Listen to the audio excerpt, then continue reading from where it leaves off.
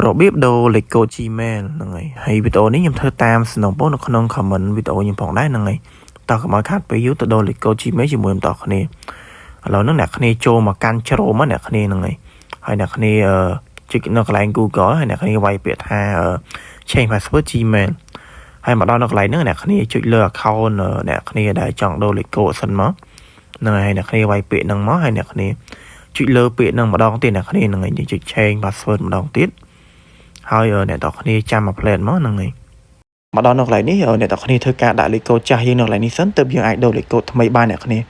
ហើយមួយទៀតបើសិនជាអ្នកគ្នាភ្លេចលេខកូដចាស់អ្នកគ្នាក៏អាចដូរលេខកូដថ្មីបានដែរអ្នកគ្នាអាចឆែកមើលវីដេអូចាស់ខ្ញុំបានអ្នកគ្នាហ្នឹងហើយឬក៏ខ្ញុំអាចធ្វើវីដេអូមួយទៀតចឹងទៅអ្នកគ្នាឥឡូវនេះអ្នកគ្នាធ្វើការដាក់លេខកូដ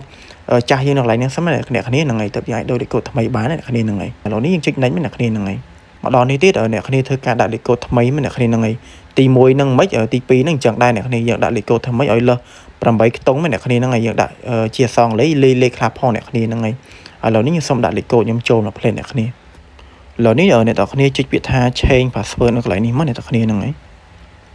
ឥឡូវនេះអ្នកគ្នាចុចពាក្យហ្នឹងម្ដងទៀតមក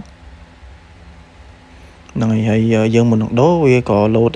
ចេញ model ទូរស័ព្ទអីផ្សេងៗចឹងទៅអ្នកគ្នាដែលធ្លាប់ប្រើ Gmail មួយហ្នឹងចឹងអ្នកគ្នាហ្នឹងហើយមកដល់នេះអ្នកគ្នាអាចចុចពាក្យនេះបានហ្នឹងហើយវីដេអូចែកលេខរបស់ខ្ញុំក៏មានតែប៉ុណ្ណឹងផងដែរហ្នឹងហើយអូខេបាយបាយពុកម៉ែបងប្អូនទាំងគ្នាចាំជួបគ្នានៅវីដេអូជាអ្នកដឹងថ្មីទៀតអ្នកគ្នា